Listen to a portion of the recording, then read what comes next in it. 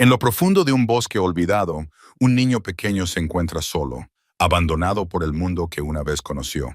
Sin nada más que la ropa que lleva puesta, aprende a sobrevivir utilizando únicamente lo que le ofrece la naturaleza. Vallas de arbustos espinosos, peces capturados con lanzas hechas a mano, refugios construidos con ramas caídas.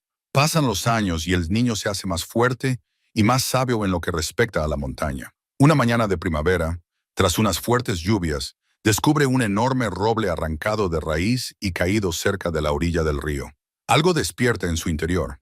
No solo un plan, sino una visión. ¿Podría este enorme árbol convertirse en su pasaporte hacia la libertad? ¿Qué sucede cuando un niño sin nada más que su determinación se enfrenta a la creación más poderosa de la naturaleza? La mochila raída colgaba floja de una rama, su tela azul, antes brillante, ahora descolorida a un gris apagado. Dentro había una fotografía arrugada, la última conexión con un mundo que había dejado atrás. El niño, ahora de 12 años, a veces la sacaba durante las noches de tormenta, cuando los vientos de la montaña aullaban como los recuerdos de los que no podía escapar. 5 años antes, la carretera serpenteaba sin fin a través de montañas que parecían tocar las nubes. En el asiento trasero de la vieja camioneta, Eli, de 7 años, agarraba su mochila y observaba cómo los nudillos de su padre se ponían blancos contra el volante. Solo un viaje de acampada que su padre le había prometido esa mañana, con una voz frágil como las hojas de otoño. Tiempo para estar juntos, de hombre a hombre. La tensión se había ido acumulando durante meses después de que su madre se marchara. Las facturas sin pagar, las botellas vacías, los gritos al teléfono que siempre terminaban con su padre mirando en silencio por la ventana. Aparcaron cerca de un sendero marcado por un cartel desgastado por el tiempo. Mirador Timberlake, a 3 millas. Su padre cogió la pequeña tienda de campaña y una bolsa de lona, dejando que Ellie llevara su mochila en una cantimplora. «No te quedes atrás», fue todo lo que dijo mientras subían. El campamento daba a un valle que se extendía hasta el infinito. Árboles como brotes de brócoli, muy por debajo. Montaron la tienda en silencio. Su padre encendió un fuego, abrió unas latas de judías y salchichas. Al caer la noche, sacó una petaca. «Tu madre no va a volver», dijo finalmente, mirando fijamente las llamas. «Y yo no puedo. Ya no puedo más». Ellie no lo entendió entonces. No hasta que se despertó al amanecer y encontró la tienda vacía, la bolsa de lona desaparecida. Gritó hasta que se le agotó la voz y luego siguió el sendero de vuelta, seguro de que su padre estaría esperando junto al coche. Pero el claro donde habían aparcado estaba vacío. Solo había huellas de neumáticos en el barro. Esperó allí un día y una noche enteros, bebiendo de su cantimplora y comiendo las barritas de cereales de su mochila. A la segunda mañana, la comprensión se instaló como una piedra en su estómago. Nadie iba a volver. La búsqueda del camino a casa se convirtió en una confusión de giros equivocados, bosques cada vez más densos y pánico creciente. Cada día caminaba hasta el agotamiento.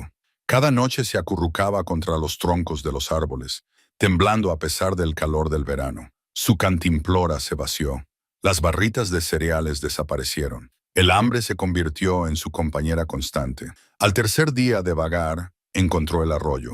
Agua clara que caía sobre las rocas. Bebió hasta que le dolió el estómago y luego lo siguió río arriba. Un instinto le decía que cuanto más alto estuviera, más posibilidades tendría de ser visto. El arroyo conducía a una pequeña cascada que caía desde un acantilado rocoso. Debajo, una cueva poco profunda ofrecía refugio de una tormenta que se acercaba. Esa primera noche en la cueva, los relámpagos rasgaron el cielo mientras los truenos sacudían las montañas. Ellie enterró la cara en su mochila y lloró hasta que ya no le quedaron lágrimas. Cuando llegó la mañana con una suave niebla y el canto de los pájaros, algo había cambiado.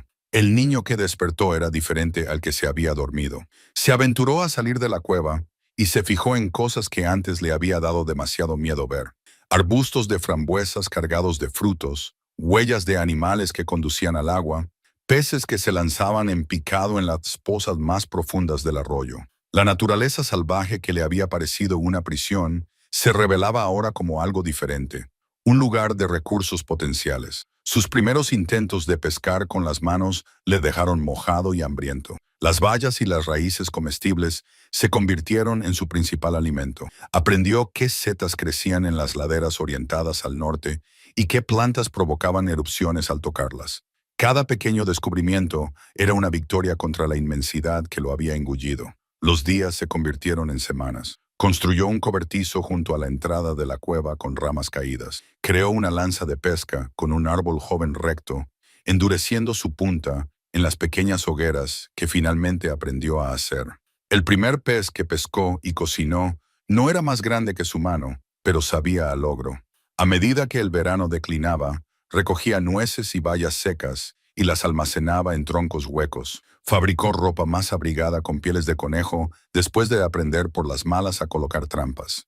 Las estaciones cambiaron, y con ellas, el niño cumplió 2 años, pasando de víctima a superviviente. A veces, en los momentos más tranquilos, sacaba la fotografía, que se desvanecía más con cada estación que pasaba, y estudiaba los rostros sonrientes de personas que ahora parecían pertenecer a la historia de otra persona. El rostro de la mujer que se marchó primero, el hombre que se marchó segundo, el niño con ojos aún no enseñados por la naturaleza salvaje.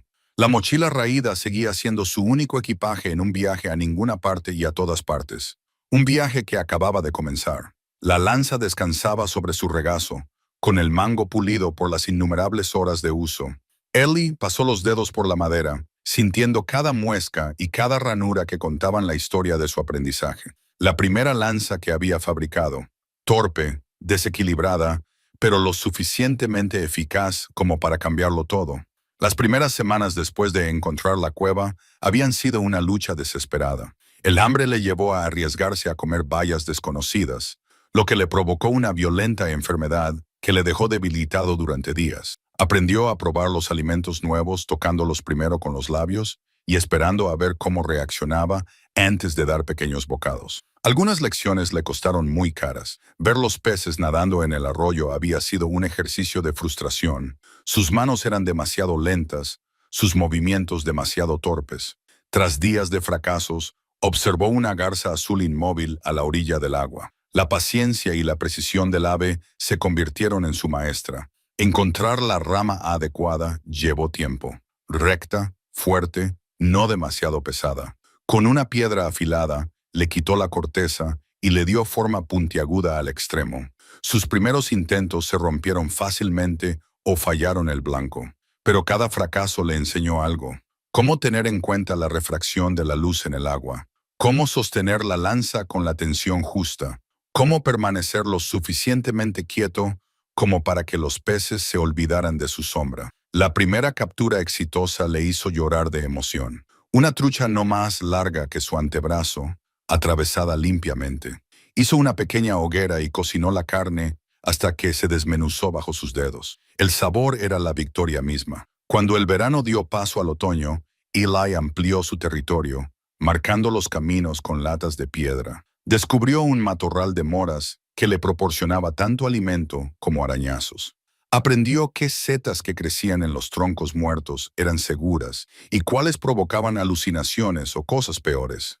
El bosque, que al principio era un laberinto desconcertante, comenzó a organizarse en un mapa mental cuando los vientos otoñales trajeron el primer frío. El pánico se apoderó de él. Su ropa, la misma que había llevado el último día con su padre, se estaba desgastando en las rodillas y los codos. La cueva le protegía de la lluvia, pero no servía de mucho contra el frío que parecía surgir de la propia piedra. La necesidad le enseñó a recoger hierba seca para hacer lechos. Recogió ramas de pino caídas y las dispuso en capas superpuestas contra la entrada de la cueva. Su habilidad para hacer fuego mejoró con la práctica desesperada. Aún así, las noches se alargaban y la oscuridad se hacía más profunda. La primera nevada casi lo derrumbó. Se despertó en un mundo transformado, con todos los puntos de referencia familiares borrados bajo el manto blanco. El miedo se apoderó de él, no por el frío en sí, sino por la desorientación. Y si se alejaba de la cueva y no encontraba el camino de vuelta, permaneció 2 días en el interior, racionando las últimas bayas y nueces que le quedaban y alimentando el fuego con la preciada leña. Al tercer día el hambre lo empujó a salir. El silencio del bosque cubierto de nieve era absoluto, solo roto por el crujir de sus pasos. Siguió las huellas de los ciervos hasta un grupo de árboles de hoja perenne, donde los animales se habían abierto paso a través de la nieve para alcanzar la corteza comestible. Al observarlos, aprendió a identificar los árboles con corteza interior que podían sustentarlo cuando no quedaba nada más. La trampa para conejos también nació de la observación. Se había dado cuenta de que las criaturas siempre seguían los mismos caminos a través de la maleza, utilizando ramas verdes flexibles y cuerdas de fibra vegetal cuidadosamente trenzadas a mano. La mañana en que encontró un pelo de liebre atrapado en su trampa fue la mañana en que comprendió que podría sobrevivir. La piel del conejo se convirtió en sus primeros guantes de invierno, cosidos torpemente con agujas de hueso e hilo de cineo. Más trampas significaban más pieles. Más pieles significaban ropa más abrigada. Mejor ropa significaba viajes más largos en busca de alimento.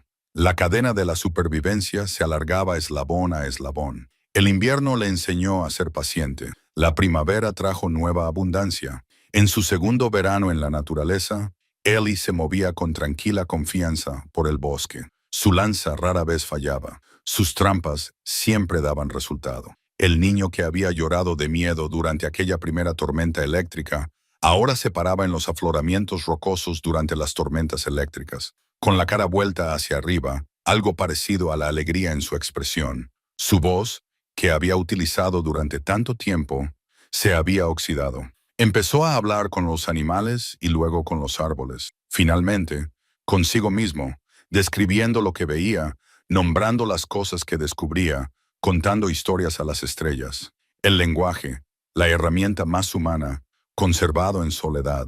La lanza evolucionó al igual que él. Mejores técnicas de atado, puntas más afiladas, peso equilibrado. Esta, su favorita, le había llevado 3 días fabricarla. El mango procedía de un fresno alcanzado por un rayo. Las ataduras, de tendones de ciervo cuidadosamente procesados. Había abatido su primer ciervo, un logro que lo había dejado temblando con una compleja mezcla de orgullo y tristeza. Sentado junto al fuego, girando la lanza entre sus manos, Eli a veces se preguntaba si se estaba convirtiendo más en animal que en niño. Pero cuando veía su reflejo en charcos de agua tranquilos, siempre le devolvían la mirada unos ojos humanos, ahora más viejos, firmes y con una sabiduría ganada a pulso. El diario encuadernado en cuero descansaba en las manos de Eli, con las páginas amarillentas y manchadas de agua, pero aún legibles. Recorrió con los dedos la pulcra caligrafía que le resultaba tan familiar como los latidos de su propio corazón. 15 de marzo de 1973. Hoy han regresado los primeros pájaros azules. La primavera llega tarde a estas montañas, pero siempre llega. Había descubierto la cabaña durante su tercer invierno en la naturaleza. Una tormenta brutal lo había obligado a alejarse más de su cueva de lo que jamás se había aventurado. Casi ciego por la nieve que se arremolinaba, se topó con la pequeña estructura, casi reclamada por el bosque, con el techo parcialmente derrumbado y la puerta colgando de una bisagra. En el interior, los restos de una vida. Una estufa de hierro fundido, una mesa tosca de madera, un somier con cuerdas en lugar de muelles y estanterías. Estanterías llenas de frascos, herramientas y libros. Tantos libros. Según el diario, la cabaña había pertenecido a un hombre llamado Raymond Cooper, un veterano de la Guerra de Corea que se había retirado a las montañas en 1968, disgustado por lo que él llamaba la locura del mundo de abajo. Durante 27 años, Raymond había vivido solo, documentando los ritmos de la vida en la montaña hasta su última entrada, el 4 de diciembre de 1995. El dolor en mi pecho volvió con más fuerza que antes. Si ha llegado mi hora, he tenido una buena vida. No me arrepiento de nada, excepto quizás de no poder ver una primavera más. Ellie había encontrado los restos de Raymond en una cresta a medio kilómetro de distancia. Ahora solo huesos bajo una pila de piedras. Había añadido más piedras a la pila, sintiendo una conexión con este hombre al que nunca había conocido, pero cuyas palabras se habían convertido en su maestro. El diario era un tesoro de conocimientos prácticos. Raymond había documentado las plantas comestibles por estaciones, los patrones de migración de los animales, las predicciones meteorológicas y las hierbas medicinales. Pero más valiosos aún eran los libros, docenas de ellos, protegidos en baúles metálicos, novelas, historia, filosofía y guías prácticas sobre todo, desde la reparación de cabañas hasta la cría de animales. Ely había aprendido a leer por su cuenta años antes, pronunciando con dificultad las palabras de un libro de bolsillo destrozado que encontró en su mochila. Pero la biblioteca de Raymond le abrió mundos más allá de lo imaginable. A la luz del fuego, Ely devoró Robinson Crusoe y La llamada de lo salvaje, encontrando almas gemelas en sus páginas. Estudió carpintería básica hasta que los diagramas cobraron sentido, y luego reparó el techo de la cabaña con las herramientas de Raymond. Leyó sobre las plantas medicinales de América del Norte y comenzó a crear su propia farmacia de hierbas secas y tinturas. Lo más preciado era un atlas. Ely pasaba horas trazando con el dedo los sistemas fluviales, comprendiendo por primera vez dónde podía estar en relación con el mundo en general. La ciudad más cercana parecía estar a más de 30 millas en línea recta. Un viaje imposible a través de un terreno montañoso sin preparación. Los conocimientos prácticos cambiaron su vida. Las detalladas notas de Raymond sobre la conservación de los alimentos permitieron a Ely ahumar carne, secar frutas y crear pemmican que duraría todo el invierno. La cabaña, una vez reparada, le proporcionaba un refugio mejor que su cueva, aunque mantuvo ambas, consciente de la importancia de tener alternativas. Pero el diario le ofrecía algo más que la supervivencia. Le abrió una ventana a otra mente humana. Raymond escribía sobre la soledad y la paz en igual medida, sobre la falta de ciertas comodidades humanas al rechazar las limitaciones de la sociedad, sobre el descubrimiento de una profunda conexión con el mundo natural. Un pasaje llamó especialmente la atención de Ely. La gente cree que sobrevivir en la naturaleza consiste en luchar contra ella. Se equivocan. Se trata de formar parte de ella, de escuchar más que de imponer, de adaptarse en lugar de forzar. En el momento en que dejé de intentar conquistar estas montañas, fue cuando ellas comenzaron a sostenerme. Ely comenzó a llevar su propio diario, primero en los márgenes del de Raymond, luego en un cuaderno aparte que encontró. Sus primeras anotaciones eran puramente prácticas. ¿Dónde había encontrado huellas de pavos? ¿En qué ladera había las mejores frambuesas? Poco a poco, sus observaciones se hicieron más profundas. Escribía sobre cómo la luz de la luna cambiaba el carácter del bosque, cómo ciertos cantos de pájaros predecían cambios en el tiempo, cómo el silencio tenía texturas que nunca había notado en su vida anterior. A veces leyendo las reflexiones filosóficas de Raymond, Ely sentía una peculiar duplicación de su existencia. Seguía siendo un niño que aprendía a sobrevivir, pero también era un aprendiz de una sabiduría más profunda. Raymond había elegido este aislamiento. Ely no. Sin embargo, ambos habían encontrado algo profundo en la comunión con las montañas y el cielo. La entrada del diario a la que volvía con más frecuencia era simplemente: lo que parece una privación a menudo se revela como libertad. Lo que parece soledad puede convertirse en la compañía más profunda. Cuando llegó la primavera de su cuarto año de vida en la naturaleza, Ely se sentó fuera de la cabaña, con el diario de Raymond en una mano y el suyo en la otra. Un chico de 16 años con las manos curtidas de un hombre y los ojos de alguien mucho mayor. Escribió: a veces me pregunto qué pensaría Raymond de mí.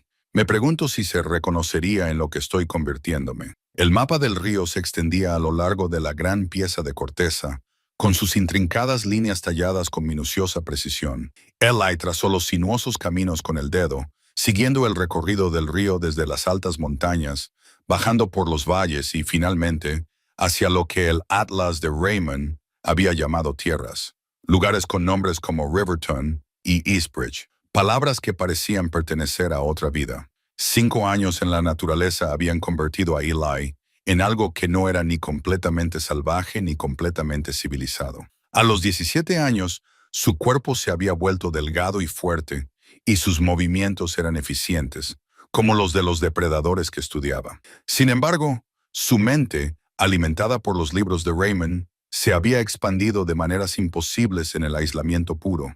Había comenzado a soñar con otros lugares, no con volver a la vida que lo había dejado de lado. Esa herida había cicatrizado, pero quería ver lo que había más allá de su dominio montañoso. Los sueños se hacían más intensos en primavera, cuando las aves migratorias pasaban por encima de su cabeza en perfecta formación, siguiendo antiguas rutas hacia el sur. Ellas saben algo que yo he olvidado. se susurró a sí mismo una mañana, mientras observaba a los gansos desaparecer sobre la cresta. Ese movimiento en sí mismo puede ser una especie de hogar. El atlas mostraba venas azules de ríos que lo conectaban todo, y el diario de Raymond tenía entradas sobre viajes río abajo en su juventud. El agua siempre sabe el camino, decía un pasaje. Encuentra el camino de menor resistencia. Rodea los obstáculos en lugar de luchar contra ellos. 3 días a la deriva me llevaron más lejos que 2 semanas de caminata. La idea se había plantado como una semilla en la mente de Eli. Al principio solo era una fantasía fugaz. ¿Y si construía una balsa? ¿Y si seguía el arroyo que alimentaba su lago hasta el río más ancho marcado en el Atlas? ¿Y si ese río lo llevaba a lugares donde vivían otros seres humanos? Comenzó a hacer excursiones exploratorias, siguiendo el arroyo que pasaba por su cabaña. Este se hacía más ancho a medida que se le unían afluentes más pequeños, hasta que finalmente se volvió lo suficientemente rápido como para arrastrar las ramas caídas en marcando su camino, durmiendo en los árboles, hasta que el arroyo se unió a un verdadero río, ancho, profundo y poderoso. De pie en sus orillas, sintió algo parecido al miedo, pero diferente. Expectación, tal vez. Recogió una piedra lisa de la orilla del río y la llevó a la cabaña, colocándola en la estantería junto al diario de Raymond, como un talismán de posibilidades. El mapa comenzó como un ejercicio práctico. Utilizando las descripciones de Raymond y sus propias exploraciones, Ellie peló la corteza de un abedul caído y comenzó a grabar los cursos de agua, empezando por su arroyo, luego el río al que se unía, y finalmente marcando los puntos de confluencia mencionados en el diario de Raymond. Añadió puntos de referencia, la montaña de 3 picos visible desde la cabaña, el característico acantilado con forma de cabeza de halcón, la pradera donde se reunían los alces en otoño. Trabajar en el mapa se convirtió en su ritual nocturno. A la luz del fuego, añadía detalles y calculaba las distancias basándose en su tiempo de marcha. Raymond había escrito que los ríos podían transportar a una persona 20 metros en un día con buena corriente, una distancia que llevaría al menos 2 agotadores días a pie por terreno montañoso. A medida que el mapa se hacía más detallado, también lo hacía su visión. No solo una balsa, sino algo más sustancial, algo que pudiera transportar suministros, algo que pudiera controlarse en lugar de simplemente montarse. La palabra provenía de uno de los libros de aventuras de Raymond, barco. Nunca había visto un barco real, solo fotos, pero el concepto le parecía bastante sencillo: flotabilidad, desplazamiento y control direccional. Empezó a esbozar diseños en su diario, calculando cuánta madera necesitaría, cómo podría unir las piezas sin clavos adecuados, cómo hacer la estanca. Los retos prácticos eran desalentadores. Sus herramientas, aunque habían mejorado desde sus inicios, seguían siendo primitivas. Hachas y cuchillos de piedra, mazos de madera, agujas de hueso. Construir algo que flotara parecía ambicioso. Construir algo que lo llevara sano y salvo por un río caudaloso parecía casi imposible. Sin embargo, la imposibilidad solo reforzó su determinación. Había sobrevivido al abandono. Había sobrevivido a inviernos que derribaban árboles con el frío. Había sobrevivido al aislamiento que podría haberle destrozado la mente. Sin duda, podía construir una embarcación que lo llevara adelante. La diferencia entre sobrevivir y vivir, escribió en su diario, es la diferencia entre aceptar dónde estás y elegir a dónde vas. El mapa se convirtió en su brújula, no solo de la geografía, sino también de su propósito. Añadió anotaciones, buenos lugares para pescar, rápidos peligrosos, posibles puntos de parada que Raymond había mencionado.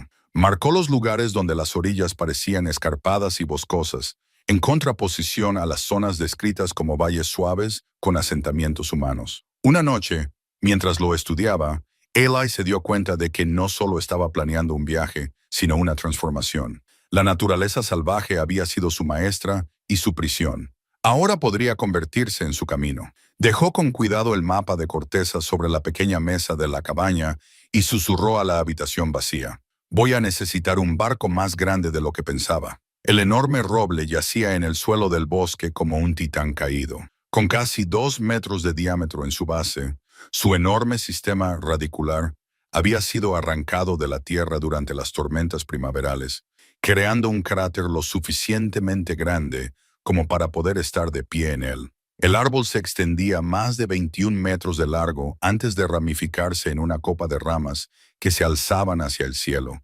incluso en la muerte. Ellie había oído el estruendo. 3 noches antes, un sonido como si la propia montaña se estuviera rompiendo. Las lluvias primaverales habían sido implacables, saturando el suelo y aflojando el agarre incluso de los árboles más poderosos. Había esperado a que pasaran las tormentas antes de investigar, rastreando el origen del sonido a través del terreno fangoso, cuando se topó por primera vez con el gigante caído. Se detuvo en seco, incapaz de procesar su magnitud por un momento. Se había acostumbrado a la imponente presencia de los árboles vivos, pero ver uno tumbado, con toda su majestuosidad al descubierto, era algo completamente diferente. «Has estado aquí más tiempo que cualquier persona», murmuró, acercándose lentamente, con respeto. Puso una mano contra el tronco, sintiendo la corteza rugosa bajo su palma. El árbol tenía siglos de antigüedad, tal vez 500 años o más, a juzgar por su tamaño. Había estado en pie cuando Colón zarpó, cuando los primeros colonos europeos se adentraron en el oeste, cuando sus propios antepasados nacieron y murieron. Ellie rodeó el roble caído, examinando su longitud. El tronco mantenía su impresionante diámetro durante casi 9 metros antes de ir reduciéndose gradualmente. La madera era sólida, sana, no había sido víctima de enfermedades ni de daños causados por insectos, solo de la gravedad y las tormentas. Su caída había creado un nuevo claro. La luz del sol llegaba ahora al suelo del bosque, donde antes había una sombra profunda, y Ellie se subió al tronco, caminando a lo largo de él como si fuera una barra de equilibrio. De pie en su punto medio, se encontraba a casi 4,5 metros del suelo. La vista desde esta posición privilegiada le permitía ver el río a lo lejos, brillando a través de los árboles. Troya del árbol, su mente estableció la conexión antes de que él formara conscientemente el pensamiento. «Ya estás a mitad de camino», susurró. Una sensación eléctrica le recorrió la columna vertebral. Sus bocetos de barcos siempre habían comenzado con un problema fundamental. ¿Dónde encontrar madera adecuada en cantidad suficiente? Había imaginado talando varios árboles más pequeños, partirlos laboriosamente y unirlos. El trabajo le habría llevado meses, quizás años, con sus limitadas herramientas. Pero esto era diferente. Era el universo ofreciéndole un regalo. Ellie se sentó con las piernas cruzadas sobre el tronco y empezó a hacer cálculos mentales. El diámetro del roble le permitiría ahuecar una embarcación lo suficientemente amplia como para sentarse cómodamente en ella y tener espacio para provisiones. Su longitud le proporcionaría estabilidad en las corrientes del río. Su madera dura resistiría la putrefacción y los daños. Los retos seguían siendo formidables. Acercar el árbol al agua sería imposible. Tendría que construirlo en el lugar y luego transportar de alguna manera el barco terminado hasta el río. Sus herramientas eran primitivas para tal empresa: hachas de piedra, cuñas de madera, raspadores endurecidos al fuego. El trabajo sería lento y físicamente agotador. Ellie se deslizó de su percha y comenzó a caminar alrededor del árbol, con la mente acelerada. Sacó su diario y dibujó unos rápidos diagramas. La curva natural del roble daría al barco una ligera elevación en ambos extremos, similar a los diseños que había visto en los libros de Raymond. Si dejaba la masa de raíces parcialmente intacta, podría convertirse en la popa, proporcionando peso y estabilidad. «No es una balsa», dijo en voz alta, con emoción en su voz. «Una verdadera embarcación». Volvió al árbol día tras día estudiando su veta, probando la dureza de su madera con su cuchillo, midiendo su circunferencia con una enredadera. Comenzó a despejar el área a su alrededor, quitando las ramas más pequeñas de la copa, creando un espacio de trabajo. La tarea era abrumadora. Sus primeros intentos de quitar la corteza del tronco le dejaron las manos sangrando, y un progreso mínimo. Desarrolló herramientas específicas para la tarea: un raspador curvo hecho con cuerno de ciervo, un mazo fabricado con piedra de río atada a un mango de nogal americano. Aprendió a trabajar con la veta en lugar de contra ella, a utilizar la palanca en lugar de la fuerza bruta. Pasaron las semanas. Solo la eliminación de la corteza le llevó un mes de trabajo desde el amanecer hasta el anochecer. Debajo, la pálida albura brillaba como el hueso. Ellie construyó un refugio cerca, ya que no quería perder tiempo volviendo a su cabaña cada noche. Trabajaba hasta que sus músculos gritaban. Luego caía rendido en un sueño agotador, solo para volver a empezar al amanecer. La enormidad del proyecto a veces lo abrumaba. En los momentos de duda, ponía ambas manos sobre el tronco, sintiendo la solidez de la madera, sacando fuerzas de su persistencia. «Has permanecido en pie durante 5 siglos», le decía al roble. «Puedo dedicar 1 año a darte una segunda vida». La transformación había comenzado, no solo de árbol a barco, sino de un sueño vago a un propósito tangible. Cada golpe de sus herramientas acercaba la visión a la realidad. Cada callo y cada ampolla eran una señal de progreso. Lentamente, metódicamente, el gigante caído comenzó a revelar la embarcación que se escondía en su interior. El hacha de piedra se sentía sólida en su mano. Su peso estaba perfectamente equilibrado y el mango era suave contra su palma. Eli había pasado 7 días creándola, seleccionando la piedra de río adecuada con un borde natural, golpeándola pacientemente contra otra roca para crear la hoja, partiendo un tronco de fresno joven para el mango y haciendo muescas con cuidado para encajar la cabeza de piedra. La unión había sido la parte más difícil: calentar resina de pino para crear una base pegajosa y luego envolver la unión con tiras de cuero crudo húmedo que se contraían al secarse, tirando de la cabeza con fuerza contra la madera. Era su mejor herramienta hasta la fecha, muy lejos de los toscos utensilios de sus primeros días en la naturaleza. La probó contra una rama, sintiendo el satisfactorio corte de la piedra en la madera. Este hacha sería la clave para habían sido su guía para el proceso de fabricación de herramientas. Un volumen en particular, Native American Crafts and Technologies, contenía ilustraciones detalladas de utensilios de piedra que habían servido a las necesidades humanas durante milenios antes de las herramientas de metal. Las estanterías de la cabaña habían revelado otros tesoros: una sierra de mano oxidada con varios dientes rotos, una lima de metal casi inservible y una cabeza de martillo sin mango. Eli los había restaurado lo mejor que había podido, pero para el pesado trabajo que le esperaba, necesitaba herramientas de su propia fabricación. Su taller se convirtió en un claro junto al roble caído. Construyó un pequeño cobertizo para protegerse y un foso revestido de piedra para hacer fuego. Desde esta base, se aventuraba cada día a recoger materiales: piedras específicas del lecho del río, madera de varios árboles elegidos por sus cualidades particulares, fibras vegetales para cordelería, resina de pino para adhesivo. Lo siguiente fueron las acezadas, similares al hacha, pero con la hoja montada perpendicularmente al mango, diseñadas para ahuecar en lugar de cortar. Creó 3 versiones antes de conseguir una que se adaptara bien a sus manos. El proceso le enseñó a ser paciente. La prisa producía herramientas de mala calidad que se rompían bajo presión. Para trabajos más delicados, fabricó cinceles con cuernos de ciervo y huesos de las patas de alces. Los remojó en agua para ablandarlos y luego les dio forma con piedras abrasivas, creando bordes que, aunque no eran tan afilados como los de metal, podían cortar la madera cuando se golpeaban con un mazo de madera. El fuego se convirtió en otra herramienta.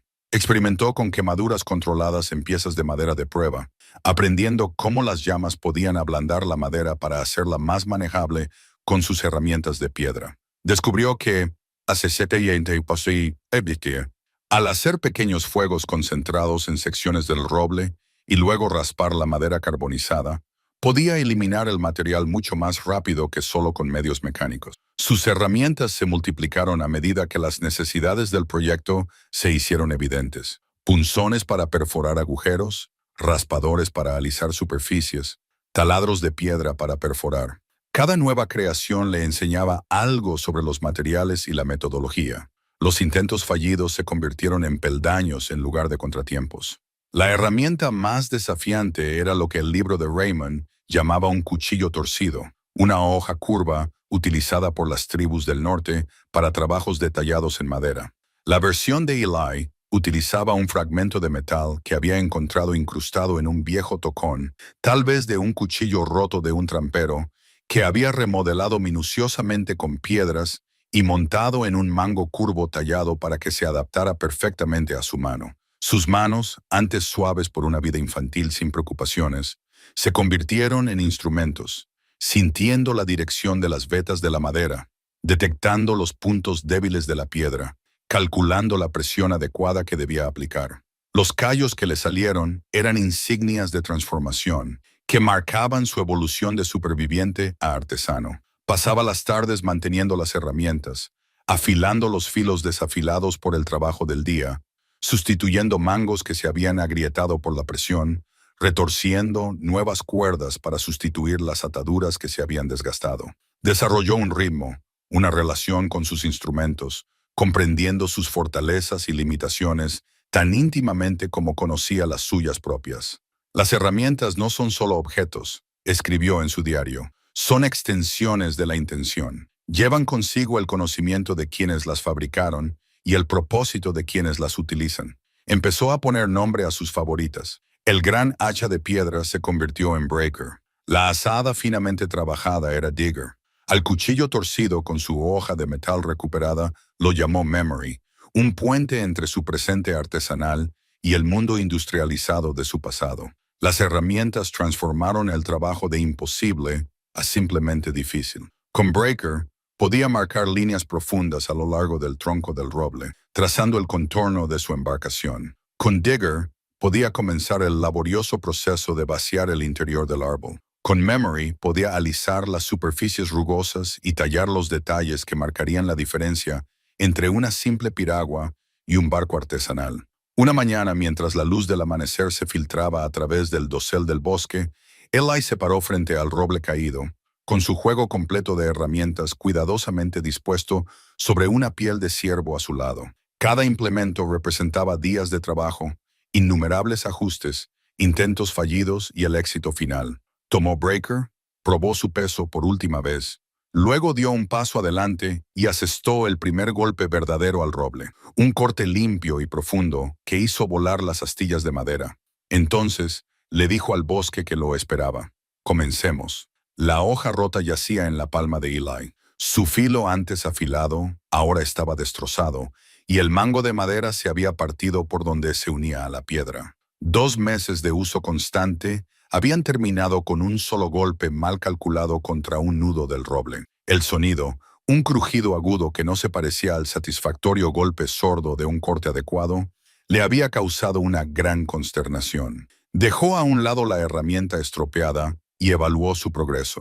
El contorno del barco había emergido del tronco en bruto, de casi 20 pies de largo y unos 3 pies de ancho. Había quitado la mayor parte de la corteza y había comenzado el arduo proceso de vaciar el interior. Las astillas y las virutas cubrían el suelo alrededor del espacio de trabajo como nieve pálida. La enormidad de la tarea a veces lo abrumaba. El trabajo de cada día daba como resultado lo que parecía un progreso mínimo, unos pocos centímetros más de profundidad, una pequeña sección alisada. A este ritmo, el barco tardaría años, no meses, en completarse. Su cuerpo mostraba las huellas del trabajo. Se le habían formado ampollas, que se habían roto, callado y vuelto a formar. Una profunda herida en el antebrazo izquierdo se curaba lentamente, resultado de un golpe de refilón de un hacha. Le dolían constantemente los hombros y la espalda por el movimiento repetitivo de balancear las herramientas. Incluso sus movimientos más cuidadosos le provocaban innumerables pequeñas lesiones, astillas que se le clavaban profundamente en la piel, cortes con los bordes afilados de la madera, moretones por las ramas caídas. A los retos físicos se sumaban los técnicos. Las vetas del roble no siempre cooperaban con sus intenciones. A veces se partían inesperadamente, lo que le obligaba a ajustar su diseño. La madera del centro del árbol era más dura que las capas exteriores, lo que requería técnicas diferentes y desgastaba sus herramientas más rápidamente. La lluvia retrasaba el trabajo durante días y la humedad hacía que las secciones que ya había terminado se hincharan y se deformaran. Sentado junto al gigante caído, Eli cogió su cantimplora. El calor del verano se había intensificado, lo que hacía casi imposible trabajar durante las horas del mediodía. Había ajustado su horario, comenzando antes del amanecer y continuando hasta que el sol subía demasiado, para luego reanudar el trabajo a última hora de la tarde hasta que caía la noche. «Te subestimé», le dijo al roble, pasando la mano por su superficie parcialmente transformada. «No te rindes fácilmente». El desgaste mental fue quizás lo más duro. La duda se apoderaba de él en los momentos de tranquilidad. ¿Era una locura este proyecto? ¿Flotaría siquiera el barco finlandés? ¿Podría navegar con éxito por corrientes fluviales que nunca había experimentado?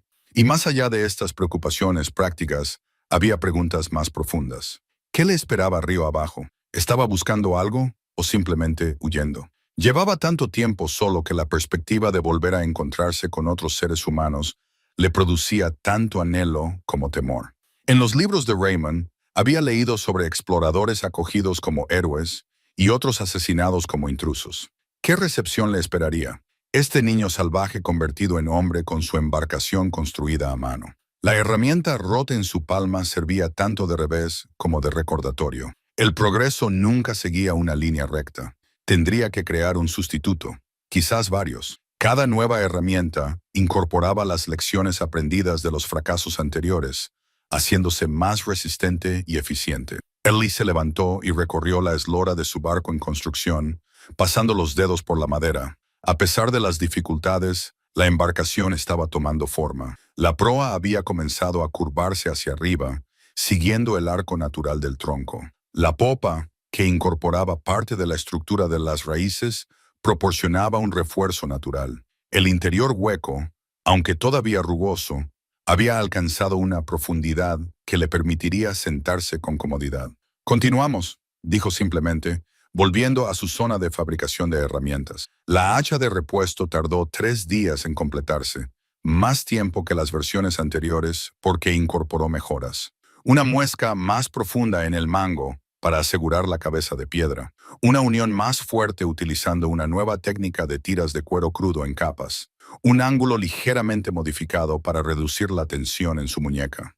Las heridas leves sufridas durante la construcción del barco le permitieron curarse y le dieron tiempo para reconsiderar ciertos aspectos de su diseño. Cuando regresó al roble con su nueva herramienta, su enfoque había cambiado. En lugar de luchar contra las propiedades naturales de la madera, comenzó a trabajar con ellas, siguiendo la beta, dejando que la estructura del árbol depender menos de la cantidad de material eliminado y más de la calidad de cada modificación. La hoja rota, en lugar de ser desechada, encontró un nuevo propósito como herramientas más pequeñas, y los fragmentos se convirtieron en raspadores y cuchillos de detalle. Nada se desperdiciaría, cada contratiempo se transformaría en una oportunidad.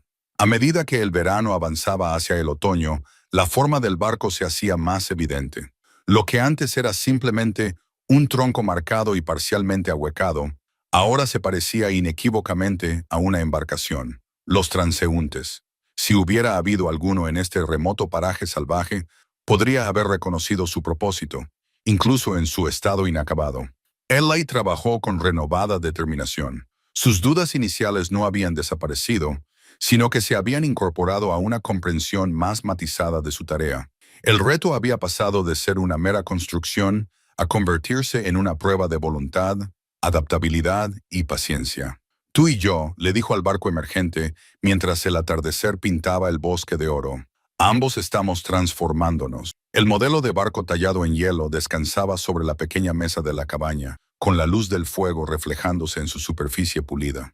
No más largo que el antebrazo de Ellie, captaba la esencia de su creación más grande. La curva ascendente de la proa, la popa más ancha, el interior hueco con sus 2 pequeños asientos. Pasó semanas dándole forma a partir del hielo del río, utilizando el gélido material como medio y metáfora. Afuera, el invierno había atrapado al bosque en sus garras. La nieve cubría con 1 metro de espesor el roble caído, lo que hacía imposible trabajar.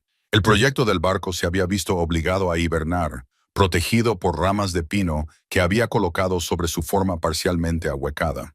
Incluso sus herramientas descansaban, cuidadosamente engrasadas y envueltas, esperando el regreso de la primavera. La primera nevada había traído frustración, la interrupción del impulso cuidadosamente construido durante meses de trabajo. Pero, como Raymond había escrito en su diario, el invierno en las montañas no es un final, sino un cambio. El trabajo pasa de ser externo a interno, de las manos a la mente. Tomándose en serio esta sabiduría, Eli había transformado la pausa en una oportunidad. Pasaba las tardes revisando y perfeccionando su diseño, identificando soluciones a los problemas que había encontrado y planificando las siguientes fases del trabajo. El modelo de hielo había comenzado como un pasatiempo ocioso, una forma de mantener las manos ocupadas durante las largas y oscuras tardes de invierno. Utilizando trozos de hielo transparente del río, había esculpido cuidadosamente una versión en miniatura de su barco, perfeccionando sus líneas y probando cómo los cambios sutiles podían afectar a la estabilidad y al movimiento. A diferencia de la madera, el hielo permitía modificaciones rápidas. Una característica que no funcionaba podía derretirse y remodelarse, en lugar de requerir una laboriosa reconstrucción. Guardaba el modelo en un banco de nieve fuera de la cabaña, y solo lo traía por las tardes para estudiarlo a la luz del fuego, devolviéndolo al frío antes de que se derritiera. Durante semanas perfeccionó su forma hasta que representaba no solo el barco tal y como era en ese momento, sino tal y como acabaría siendo. El invierno se intensificó. Los días se acortaron hasta que la oscuridad parecía el estado natural. La luz del día era solo una breve interrupción. Eli se levantaba antes del amanecer y se retiraba mucho después del anochecer, aprovechando al máximo las preciosas horas de luz para las tareas necesarias. Recoger leña, revisar las trampas, recolectar bayas congeladas que habían sobrevivido bajo la nieve. El aislamiento se intensificaba con el clima. El silencio descendía con la nieve, solo roto por el crujir de los árboles partidos por las heladas y el ocasional aullido de lobos lejanos. Incluso los paisajes familiares se transformaban bajo la mano del invierno, y los puntos de referencia desaparecían bajo una blancura uniforme. En esos meses de soledad forzada, los pensamientos de Eli se volcaron cada vez más hacia el viaje que le esperaba. Extendió el atlas de Raymond ante el fuego, trazando con el dedo el curso de los ríos, calculando distancias, imaginando paisajes que nunca había visto. Los asentamientos marcados a lo largo de las vías fluviales, primero como pequeños puntos y luego como círculos más grandes, representaban un mundo que apenas recordaba. ¿Qué pensarán de mí?, se preguntó una noche en la cabaña vacía, expresando la preocupación que había crecido junto con su barco. ¿Qué pensaré yo de ellos? Su aspecto había cambiado drásticamente con respecto al del niño que había sido abandonado años atrás. Su cuerpo se había vuelto alto y delgado, endurecido por el trabajo y la supervivencia. Su cabello, sin cortar durante años, le caía por los hombros en una maraña salvaje. La ropa que llevaba se parecía poco a las prendas fabricadas. Leggings de piel de ciervo, una túnica de pieles de conejo cosidas entre sí, mocasines que había aprendido a hacer gracias a los libros de Raymond. Más significativo aún, su mente había sido moldeada por el aislamiento. Las palabras le salían con menos facilidad que antes. Sus pensamientos seguían patrones relacionados con la supervivencia, las estaciones y el mundo que le rodeaba.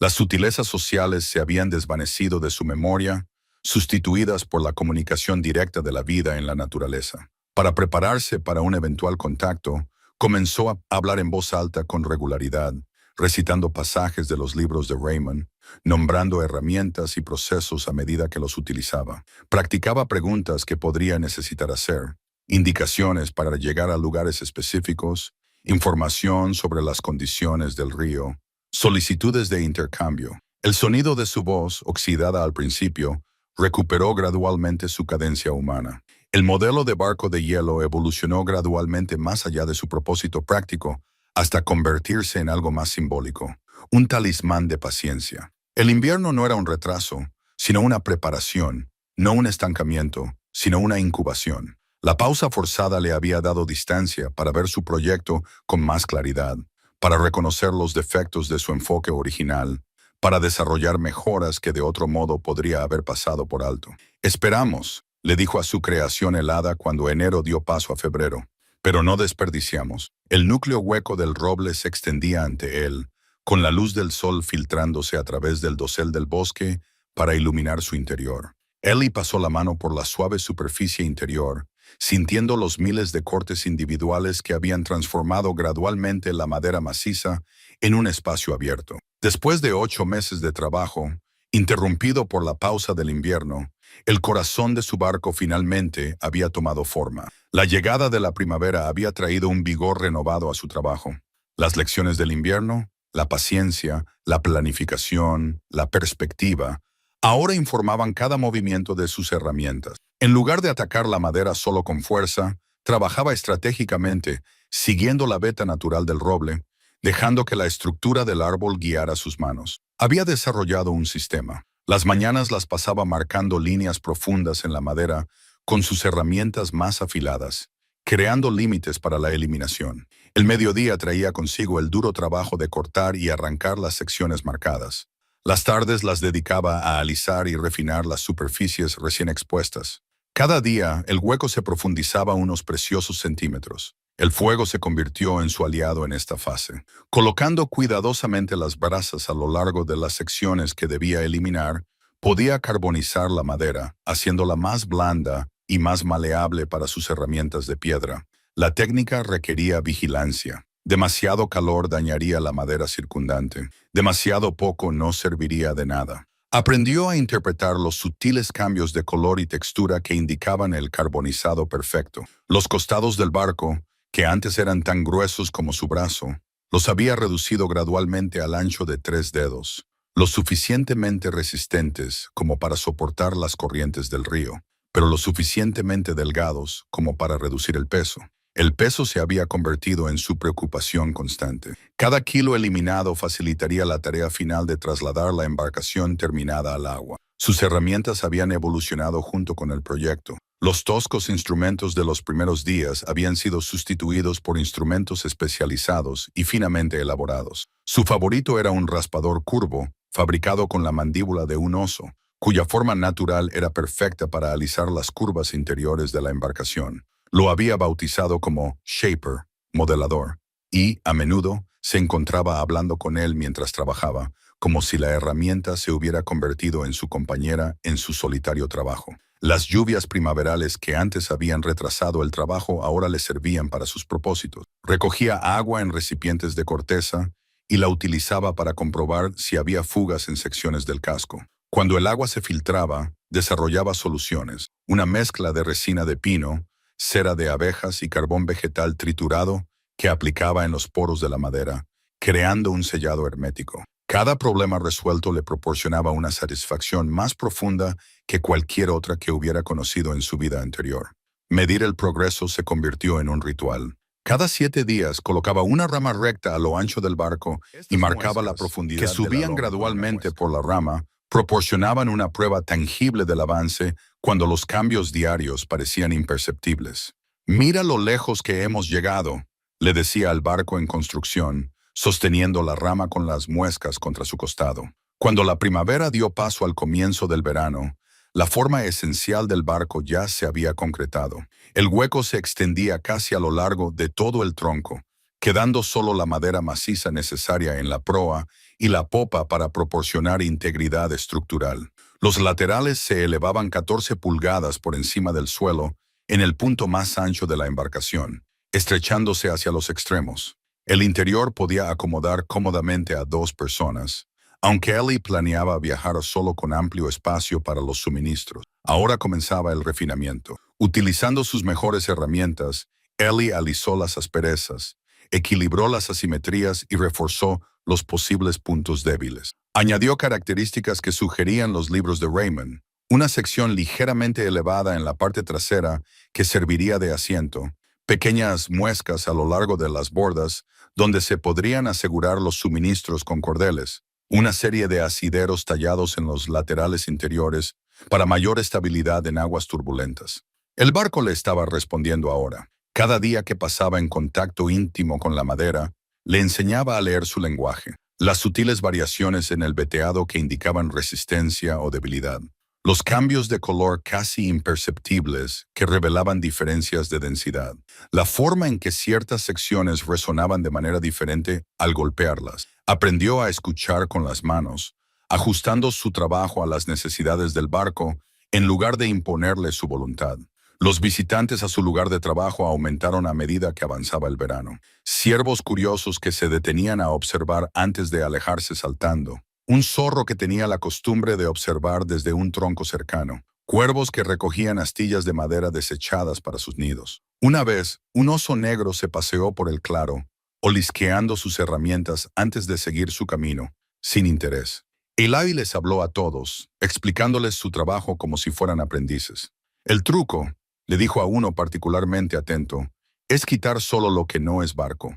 Ahora que el núcleo de la embarcación está definido, comenzó a imaginar su finalización. El exterior necesitaría alisarse para reducir la resistencia al agua. La proa requería un moldeado adicional para cortar mejor las corrientes.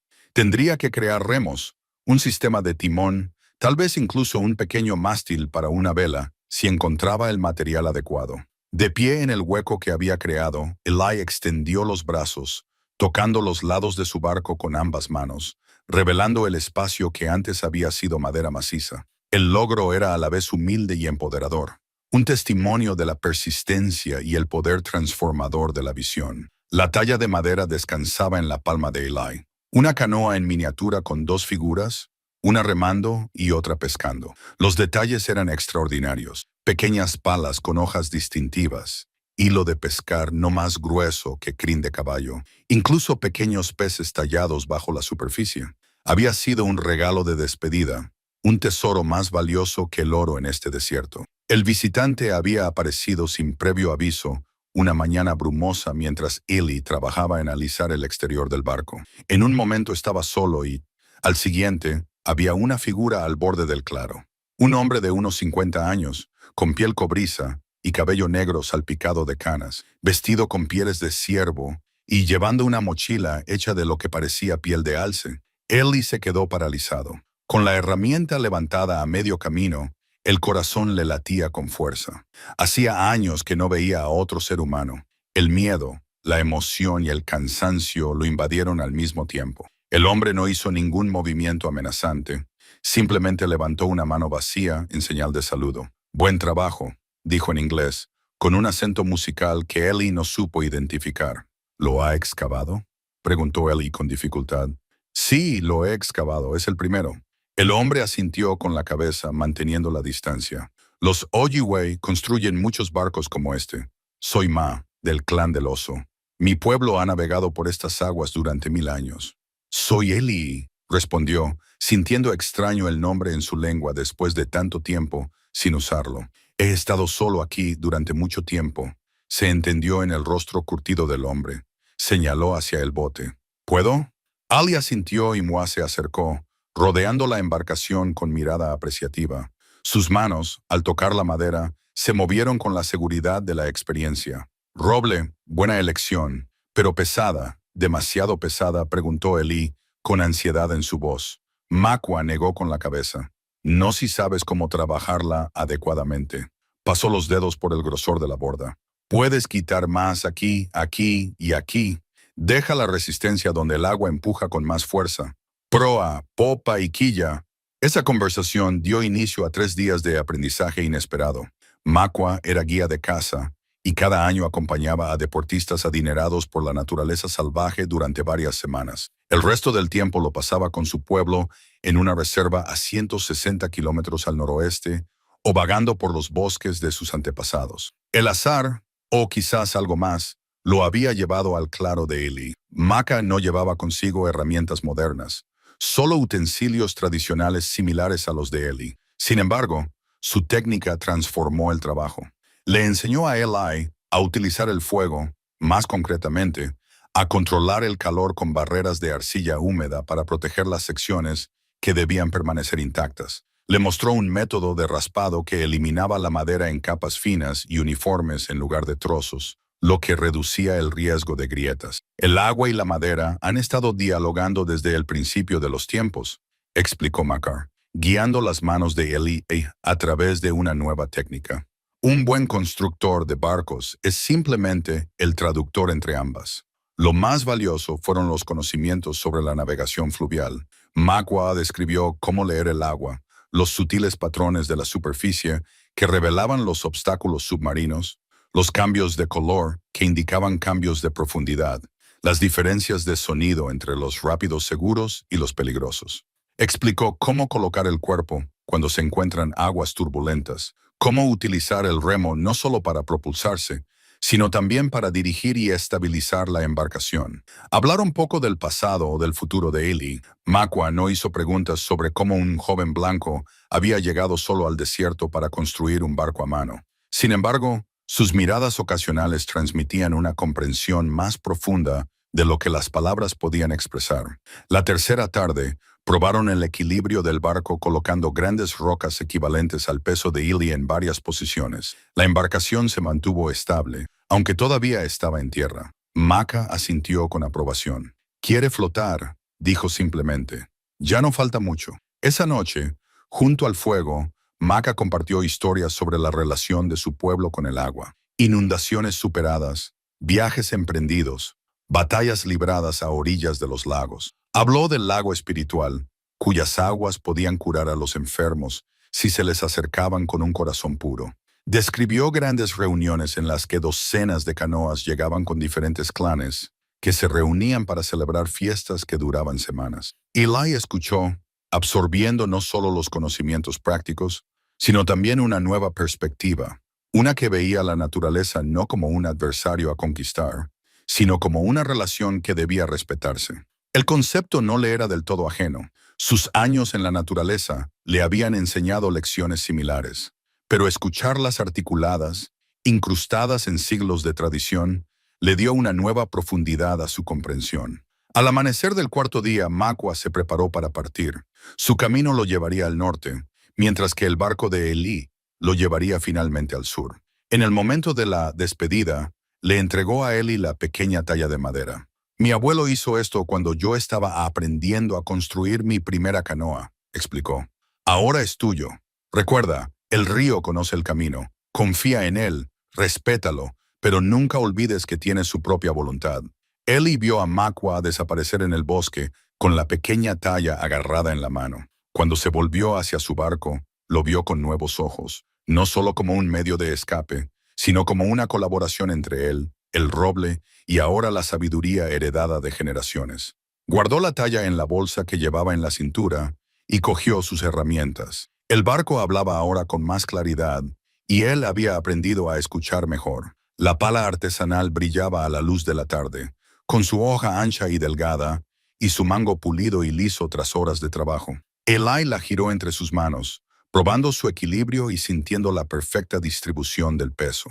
A diferencia de sus intentos anteriores, con herramientas torpes que habrían resultado agotadoras de usar durante largos periodos de tiempo, esta pala era una extensión de su brazo.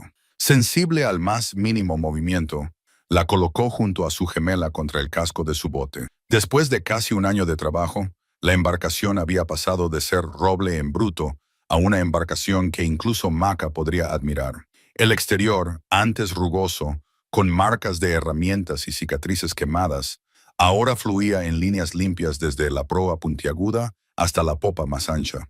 Los costados se curvaban suavemente hacia adentro y luego se ensanchaban ligeramente en el borde superior, un diseño que Makwa le había mostrado y que ayudaría a evitar que el agua se derramara por las bordas, alisado y sellado con innumerables aplicaciones de la mezcla que había perfeccionado.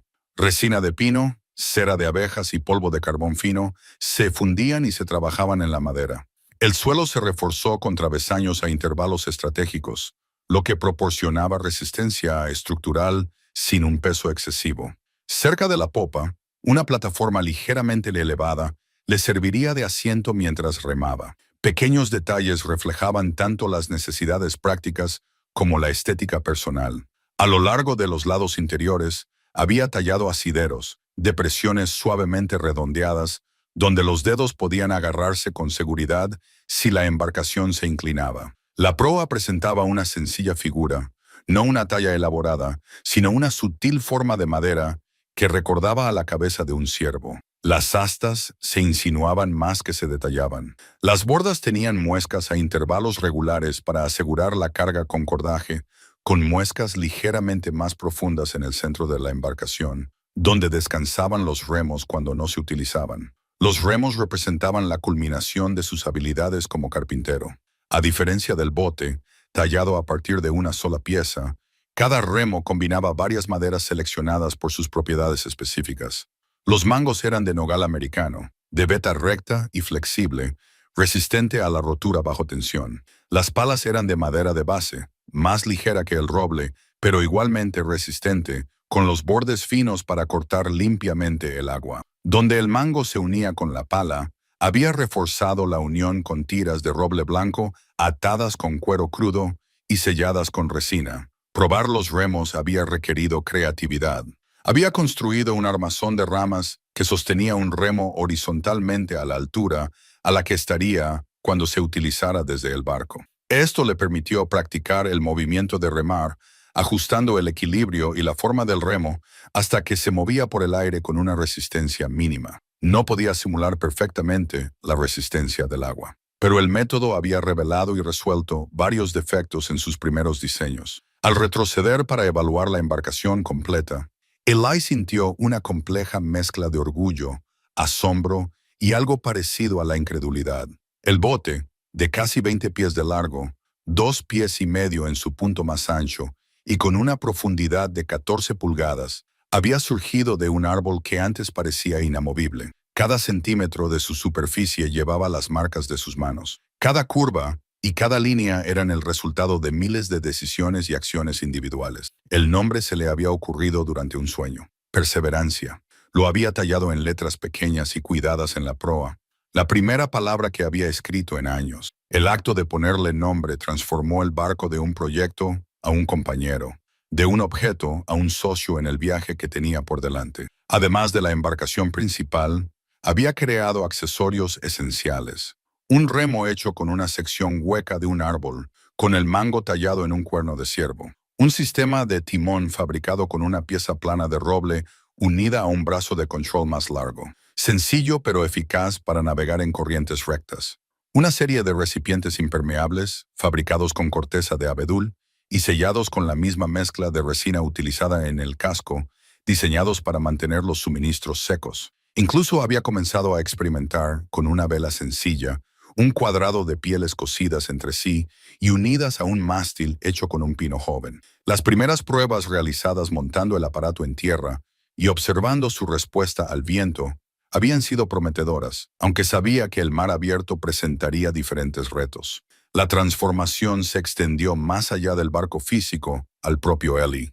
El niño que había sido abandonado había desaparecido por completo, sustituido por un joven cuyo cuerpo y mente habían sido moldeados por la naturaleza y un propósito. Sus movimientos eran económicos, su mirada firme y observadora, sus manos capaces tanto de una fuerza tremenda como de una delicada precisión. Sus preparativos se extendían ahora al propio viaje. Utilizando los conocimientos de Maca y los mapas de Raymond, había calculado aproximadamente la distancia que podía recorrer cada día, teniendo en cuenta las corrientes del río y su propia resistencia. Había identificado posibles puntos de parada y había planificado los suministros que debía llevar. Incluso había practicado cargar y descargar el bote manteniéndolo equilibrado, utilizando rocas en lugar de su equipo real. Aún quedaban preguntas sin respuesta. ¿Cómo se comportaría el bote en el agua? ¿Podría navegar por los rápidos de los que le había advertido Magua? ¿Qué le esperaba río abajo? Pero estas incertidumbres ya no le provocaban ansiedad, sino una tranquila aceptación de que algunas respuestas solo podían obtenerse a través de la experiencia. Pasó la mano por la borda por última vez antes de volverse para preparar la cena. El bote brillaba en la luz menguante como una criatura que despertaba. Ya no era simplemente madera, sino algo con energía potencial, propósito y espíritu, que solo esperaba el agua para cumplir su destino. El casco reforzado brillaba con resina fresca y sus nuevos refuerzos se veían como líneas más oscuras contra el roble pálido. 3 días de trabajo frenético habían transformado un desastre potencial en un diseño mejorado. Ellie pasó la mano por la sección reforzada, sintiendo la solidez bajo sus dedos. Las cicatrices de la prueba de la naturaleza harían que la embarcación fuera más fuerte para el viaje que le esperaba. Había comenzado con lluvia, no con las suaves lluvias primaverales a las que estaba acostumbrado, sino con un aguacero implacable que transformó el suelo del bosque en arroyos y convirtió el arroyo cercano en un torrente embravecido. Al principio, había acogido el tiempo como un breve respiro del trabajo, refugiándose en su cabaña mientras continuaba el diluvio. Al tercer día, la preocupación había sustituido a la satisfacción. El claro donde descansaba su barco se había convertido en un estanque poco profundo, con el agua subiendo constantemente alrededor del casco. Se aventuró a salir a pesar de la lluvia, trabajando frenéticamente para construir un terraplén de tierra y piedras alrededor de su creación. Trabajó durante horas, empapado hasta los huesos, moviendo barro y rocas para proteger el trabajo de un año del agua que subía. Cayó la noche y la lluvia seguía cayendo con fuerza. A la luz del fuego de su cabaña, calculó y se preocupó de que si el agua subía otro palmo, levantaría el barco. Aún no estaba listo para zarpar. Aún no se había probado si tenía fugas. Aún no se había asegurado con cuerdas. La corriente podría llevárselo, estrellarlo contra las rocas y destruir en unos instantes lo que le había llevado miles de horas crear. El sueño llegó en ráfagas intermitentes, interrumpidas por viajes a la puerta para mirar a través de la oscuridad la silueta de su embarcación. Cerca del amanecer, un sonido lo despertó por completo, un profundo estruendo que parecía vibrar a través del suelo. Supo inmediatamente lo que significaba. En algún lugar río arriba, la orilla se había derrumbado. Salió corriendo de la cabaña a la luz gris de la mañana, chapoteando en el agua que le llegaba hasta los tobillos hacia su barco. La crecida había aumentado significativamente durante la noche y ahora lamía las bordas. Peor aún, una nueva corriente fluía a través del claro.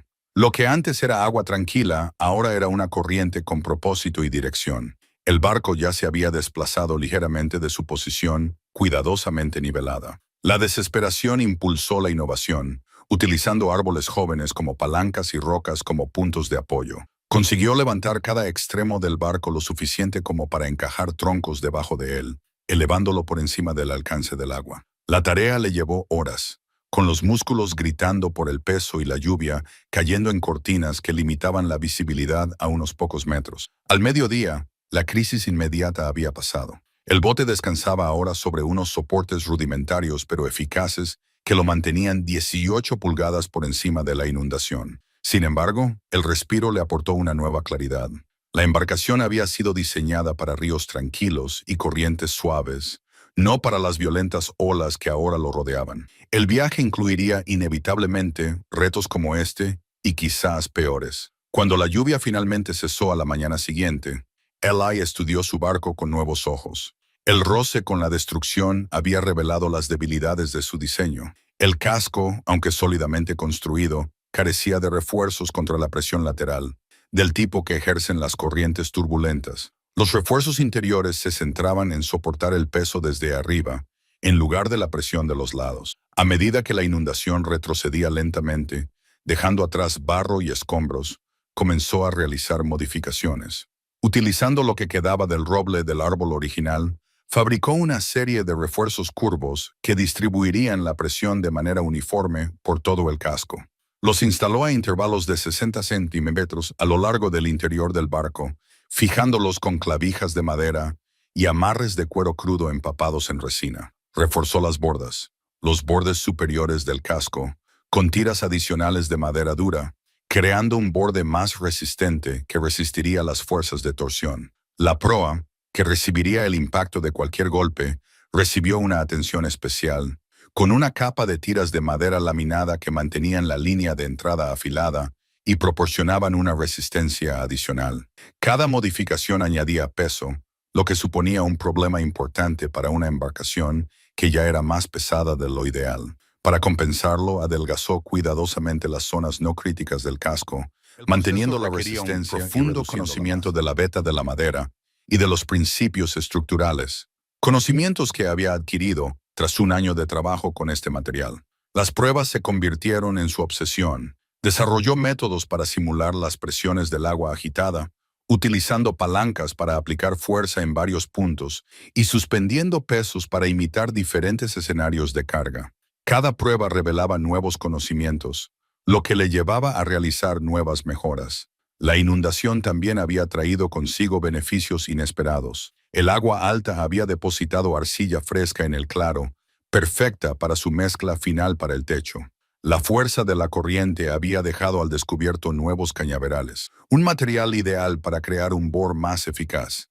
Incluso los escombros caídos incluían elementos útiles. Un pino alcanzado por un rayo había proporcionado madera perfectamente recta y rica en resina, ideal para fabricar antorchas. De pie junto a su barco elevado, viendo cómo retrocedían las últimas aguas de la inundación, Eli sintió una gratitud paradójica por la prueba. El cómodo ritmo de su trabajo se había visto interrumpido, pero el resultado era una embarcación más resistente, mejor preparada para las realidades de los viajes fluviales. La naturaleza había puesto a prueba su creación antes de su botadura, revelando debilidades que podrían haber resultado fatales a mitad del viaje. Esa noche hizo una última anotación en su diario. El río envió sus aguas a buscarme antes de que yo lo encontrara. Mensaje recibido. Estaremos mejor preparados para nuestro encuentro. Las velas tejidas captaron la brisa de la tarde, hinchándose suavemente contra las cuerdas que las sujetaban. Ellie dio un paso atrás para observar su obra. Dos láminas triangulares elaboradas a partir de fibras vegetales cuidadosamente procesadas. Sus superficies estaban tratadas con resina para impermeabilizarlas.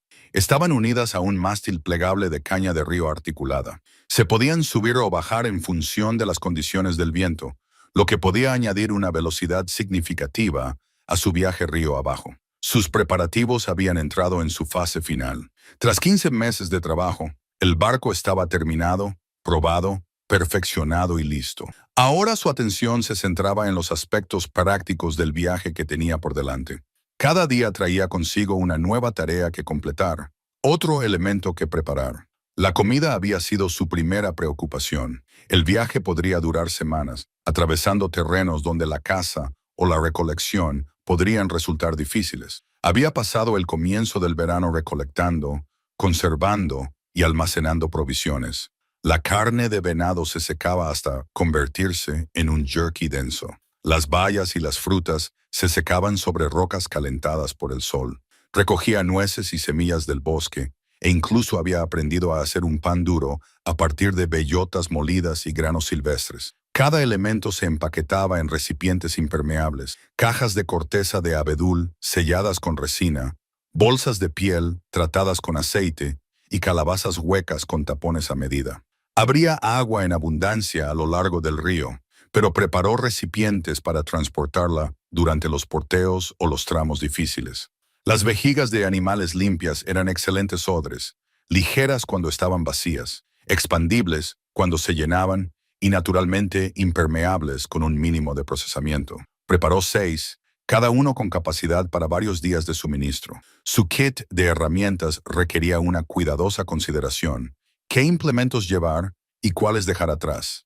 El espacio y el peso eran bienes muy preciados. Después de mucho deliberar, seleccionó un conjunto básico: su mejor cuchillo de piedra con hojas de repuesto, una hacha compacta, agujas de hueso e hilo de cenue, un kit para encender fuego con pedernal, un encendedor de acero rescatado de la cabaña de Raymond y yesca cuidadosamente preparada. Anzuelos tallados en hueso y líneas de fibra vegetal trenzada. Cada herramienta fue elegida por su versatilidad y necesidad. Las ayudas para la navegación fueron seleccionadas de manera similar.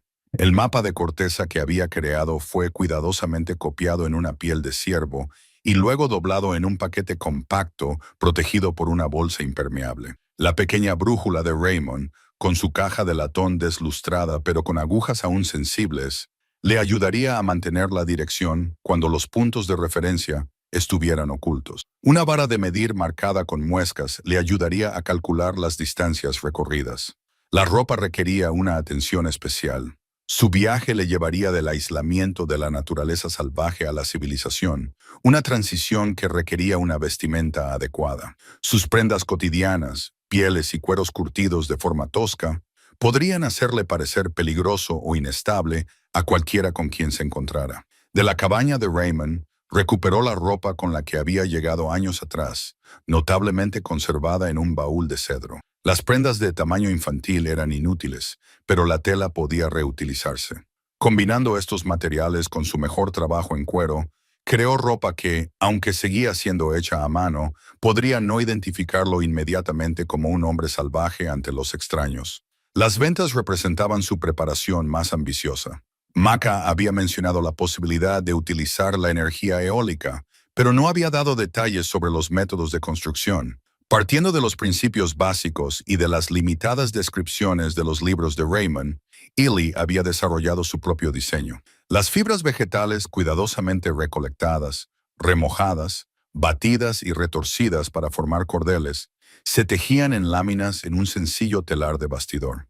A continuación, estas láminas se cortaban en formas triangulares, con los bordes reforzados con doble grosor. Pequeños agujeros a lo largo de los bordes permitían fijarlas al mástil y a las cuerdas de control. Probar el sistema de velas había resultado difícil en tierra. Había erigido el mástil en un claro abierto y había izado las velas para captar la brisa. La fuerza generada, incluso con viento suave, había sido lo suficientemente sorprendente como para sacudir violentamente todo el aparato cuando estaba anclado al suelo. En la práctica, esta fuerza se traduciría en impulso hacia el adelante, un complemento bienvenido al remo en condiciones favorables. Más allá de los preparativos físicos, Eli dedicó tiempo a prepararse mentalmente.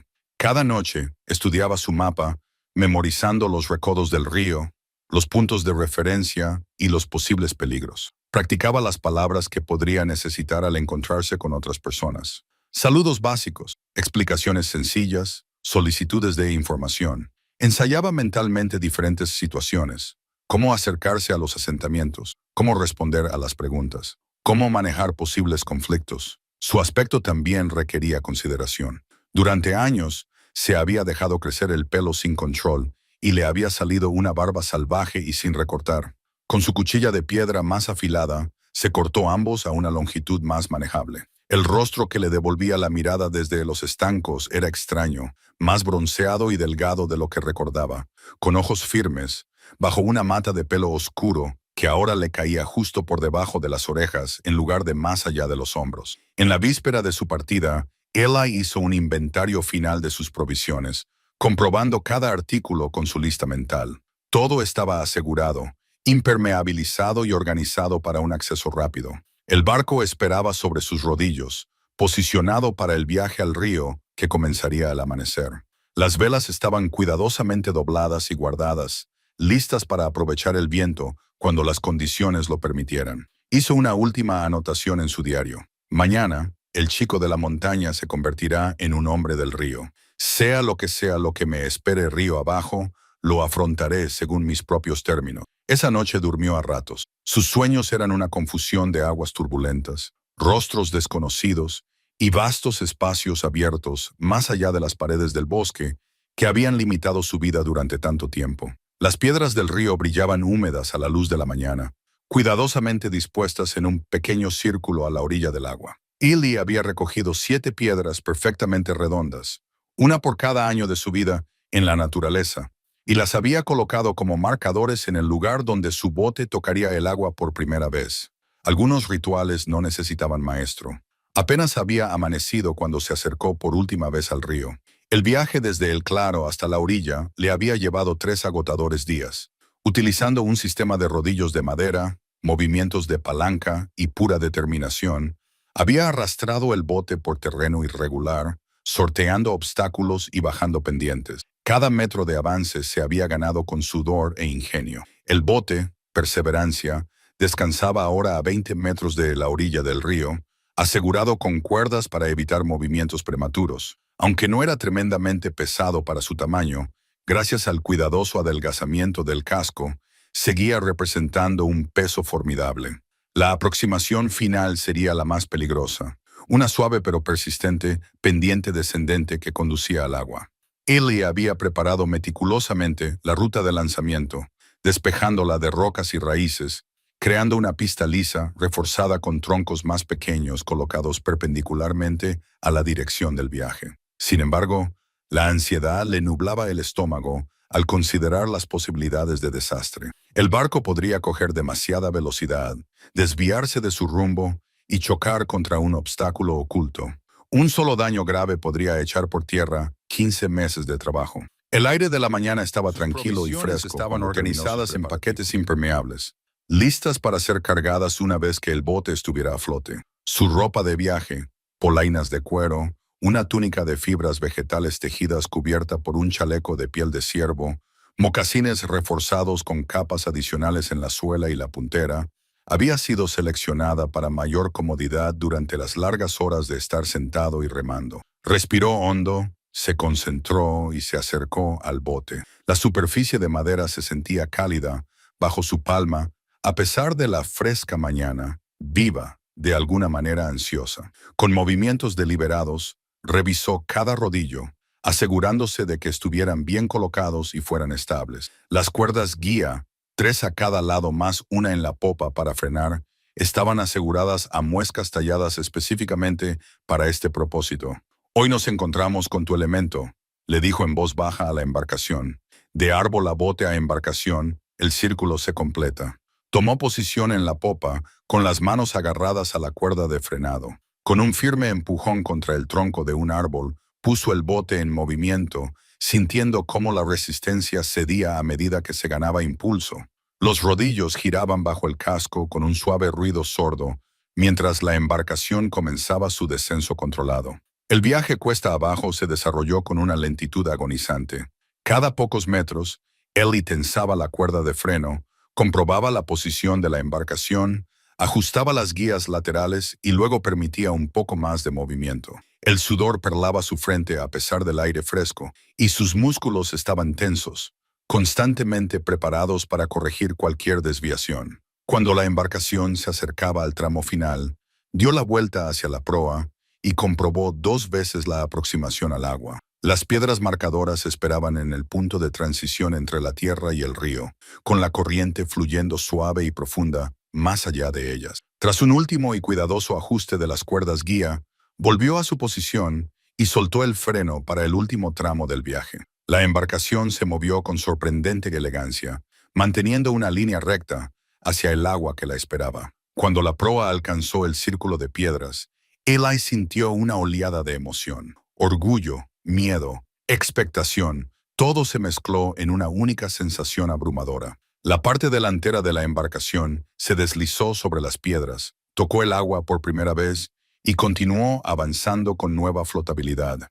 Durante un momento emocionante, la embarcación pareció dudar en el umbral, con la proa flotando mientras la popa permanecía en tierra. Luego, con un suave suspiro, se deslizó hacia adelante en su elemento. Eli soltó la cuerda del freno y observó cómo su creación flotaba libremente, atada ahora solo por una única cuerda asegurada a un árbol cercano. El barco se situaba más alto en el agua de lo que había calculado.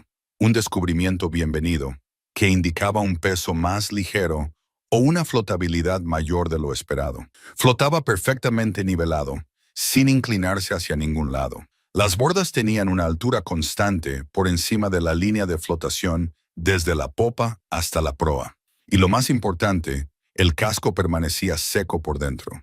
No aparecieron fugas inmediatas a pesar de la repentina inmersión. Con metódico cuidado, Eli cargó sus provisiones, distribuyendo el peso según el plan que había desarrollado durante la contemplación invernal. Los objetos más pesados se colocaron en la parte baja y central, y los paquetes más flotantes cerca de los bordes. Cada paquete se fijó a las muescas a lo largo de las bordas con nudos de liberación rápida, accesibles cuando fuera necesario, pero seguros contra desplazamientos accidentales. Se acercaba el momento de la decisión. Idley estaba de pie en la orilla del río, con una mano aún sujetando la cuerda que conectaba el bote con la orilla.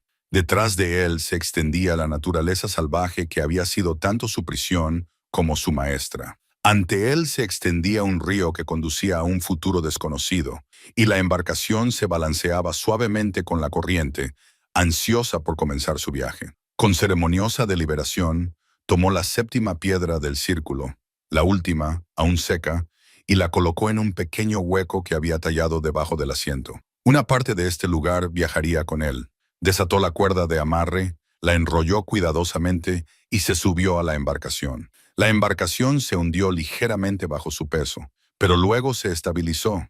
La madera, tan familiar, ahora se sentía diferente bajo él, no estática, sino receptiva, un intermediario vivo entre él y el agua que fluía.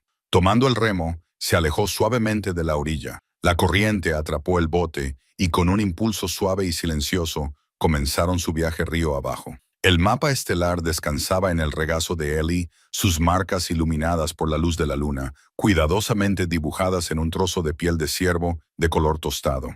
El mapa representaba el cielo nocturno tal y como lo había observado a lo largo de las estaciones. Ahora le servía de navegador nocturno, permitiéndole avanzar durante las horas más frescas de la noche, cuando el agua fluía suave y los obstáculos quedaban marcados por el toque plateado de la luna sobre las superficies onduladas. Tras 3 semanas de viaje, Ely había desarrollado un ritmo que se ajustaba a la cadencia del río. Se levantaba con la niebla del amanecer, desmontaba el campamento con eficiencia y viajaba durante las horas de la mañana, cuando la fauna se reunía a la orilla del agua. El mediodía traía consigo una pausa, tiempo para descansar, pescar, hacer reparaciones o buscar comida a lo largo de las orillas.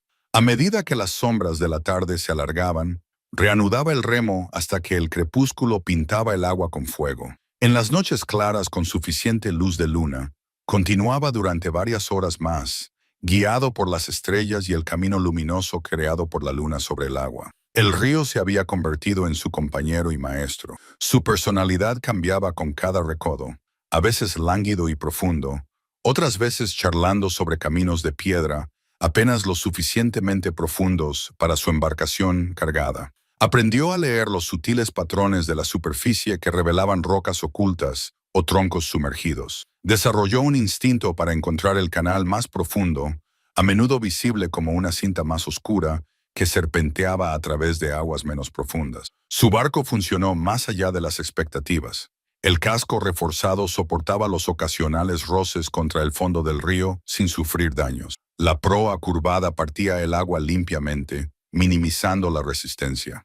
Lo más sorprendentemente eficaz eran las velas en los tramos abiertos, donde los vientos dominantes se alineaban con el curso del río.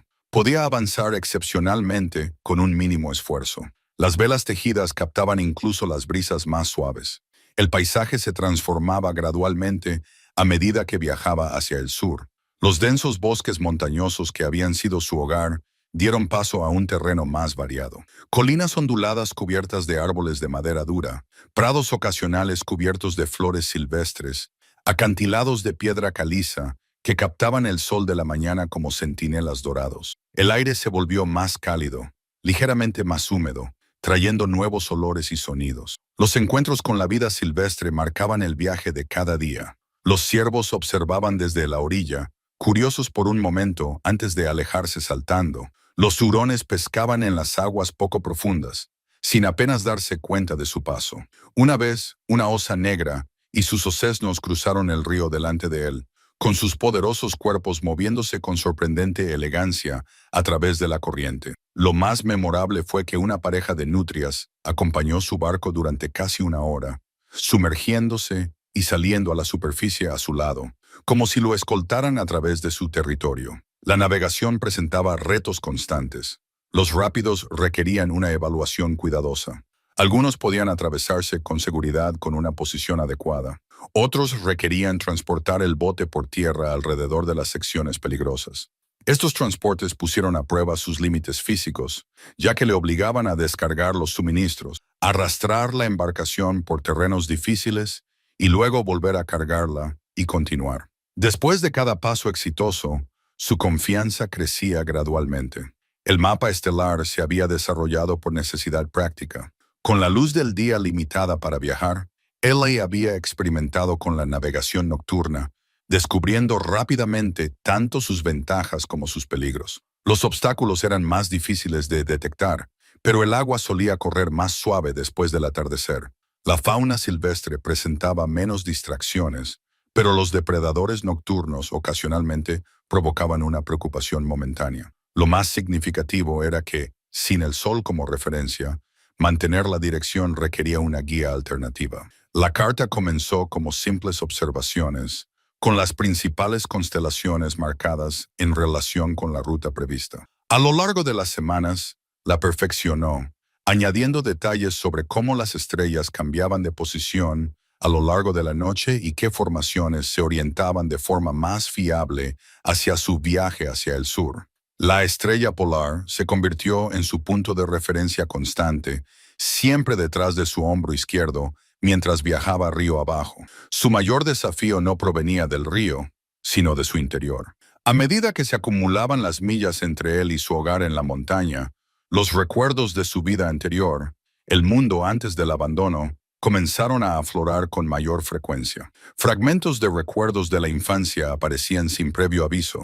El olor de la cocina de su madre, el sonido del tráfico fuera de las ventanas de su dormitorio, la sensación de un dolor agudo, pero creaban una doble visión desorientadora. el hombre moldeado por la naturaleza superpuesto al fantasma del niño que había sido. Más inmediato era su creciente conciencia de la presencia humana a lo largo del río. Aunque aún no se había encontrado directamente con otra persona, las señales aparecían con cada vez más frecuencia. Una lejana columna de humo que se elevaba por encima de los árboles, el débil sonido de la maquinaria que resonaba a través del agua, e incluso el inconfundible estallido de un rifle disparado desde algún lugar más allá de la orilla oriental. Cada indicio lo atraía y lo repelía al mismo tiempo, desencadenando tanto el anhelo de conexión humana como el temor por su naturaleza. Las entradas de su diario reflejaban este viaje interno que discurría en paralelo al físico. El río me lleva hacia otros, pero me pregunto, ¿estoy más preparado para encontrarlos o menos? ¿Recuerdo cómo hablar su idioma, seguir sus costumbres? ¿Me verán tal y como soy, o solo la naturaleza salvaje que he absorbido? Una tarde, al doblar una amplia curva, Ellie vio algo que le dejó sin aliento. Luces lejanas en el horizonte sur, demasiado numerosas y dispuestas para ser otra cosa que un asentamiento. Llevaba semanas esperando este momento. Se había preparado mentalmente para él. Sin embargo, la realidad le golpeó con una fuerza inesperada. En algún lugar más adelante, quizás a 2 días de viaje, le esperaban viviendas humanas. Aquella noche acampó temprano, en un lugar desde donde podía observar las luces lejanas. A medida que la oscuridad se intensificaba, se hacían más nítidas. Pequeños puntos dorados que marcaban la presencia humana en la vasta naturaleza salvaje. Trazó su reflejo en su mapa estelar, añadiendo esta nueva constelación a su guía de navegación. El cuchillo comercial brillaba a la luz de la tarde. Su hoja de acero pulido reflejaba el sol como un espejo. Ellie lo giró entre sus manos, sintiendo su perfecto equilibrio y el suave mango de madera desgastado por años de uso. A diferencia de sus herramientas de piedra, el cuchillo poseía una precisión y una permanencia que hablaban del mundo industrializado al que estaba volviendo a entrar. Era su primera posesión que no había creado él mismo. Desde que fue abandonado, era el primer hilo que lo conectaba con la sociedad humana. El asentamiento había aparecido. Poco a poco, al doblar la última curva del río, apareció un conjunto de cabañas y pequeños edificios enclavados en un puerto natural donde el curso de agua se ensanchaba. Los muelles de madera se adentraban en el río. Varias pequeñas embarcaciones estaban amarradas junto a ellos. El humo salía de las chimeneas de piedra y las figuras se movían entre las estructuras con determinación. Según los mapas de Raymond, se trataba de un puesto comercial, no exactamente una ciudad, pero más que un campamento, un lugar donde tramperos, cazadores y viajeros ocasionales intercambiaban mercancías e información. Ellie se había acercado con cautela, amarrando su barco en una ensenada apartada a 1/4 de milla río arriba. Desde su escondite observó el asentamiento durante todo un día, estudiando los patrones de movimiento, observando las interacciones, escuchando las voces lejanas que traía el viento. Lo que vio le tranquilizó. No había señales de peligro ni de hostilidad, solo los ritmos normales de una pequeña comunidad. Cuando finalmente reunió el valor para acercarse, lo hizo deliberadamente, remando con su barco hacia aguas abiertas, sin hacer ningún esfuerzo por ocultar su llegada. Había pensado en la imagen que daría, no la total salvajería de su yo montañés, pero tampoco una pretensión de civilización completa. Llevaba su mejor ropa hecha a mano, polainas y una túnica de cuero cuidadosamente preparada y decorada con sencillos motivos grabados en el material. Su cabello, cortado más corto pero aún más largo que el de la mayoría de los hombres, estaba atado hacia atrás con una tira de piel. Alrededor de su cuello colgaba la pequeña talla de madera que Makua le había dado, un talismán de conexión tanto con la naturaleza salvaje como con la bondad humana. El hombre moreno y curtido, con barba grisácea, había observado su llegada con interés profesional, fijándose en la embarcación hecha a mano, la cuidadosa técnica de remo y el único ocupante, que parecía competente y algo inseguro. «Menuda embarcación», había exclamado el hombre mientras Ellie maniobraba hacia el muelle. Nunca había visto una palabra como esa. ¿La has construido tú mismo? La pregunta, tan corriente, tan directa, había paralizado momentáneamente a Ellie, a pesar de las semanas que había pasado ensayando posibles conversaciones. La realidad de la interacción humana le golpeó con una fuerza inesperada. Cuando recuperó la voz, le sonó extraña a sus propios oídos. Sí, con madera de roble caído. La sencillez de su respuesta pareció satisfacer al encargado del muelle, que asintió con aprecio. Buen trabajo. Puedes amarrar aquí. El puesto comercial está abierto hasta el atardecer, si quieres hacer trueque. Ese intercambio, insignificante para cualquier otra persona, había representado un umbral monumental para Eli. Palabras humanas, respuesta humana, aceptación humana, todo fluyendo con la misma naturalidad que el río bajo su barco. Algo que le oprimía el pecho se había aflojado ligeramente, permitiéndole respirar más profundamente. El puesto comercial había sido un asalto sensorial. El primer espacio cerrado con múltiples seres humanos que había experimentado en años. Los olores del tabaco, el café, el cuero y los cuerpos se mezclaban en el aire. Las voces creaban un tapiz de sonidos. Las conversaciones se superponían. Las risas puntuaban el murmullo general. Los productos se alineaban en estantes y colgaban de las vigas. Artículos manufacturados del lejano mundo de las ciudades, junto con pieles, artesanías y alimentos conservados de la naturaleza salvaje circundante. El propietario, un hombre corpulento con ojos calculadores, pero una sonrisa genuina, había evaluado a Eli con una sola mirada. «Eres nuevo por aquí», afirmó más que preguntó. «Supongo que te trajo el río. ¿Qué quieres intercambiar?» Eli se había preparado para este momento, seleccionando artículos que demostraran habilidad en lugar de desesperación. Pieles finamente curtidas, puntas de flecha meticulosamente elaboradas, una pequeña bolsa de hierbas medicinales poco comunes en las tierras bajas. Los presentó sin comentarios, dejando que su calidad hablara por sí misma.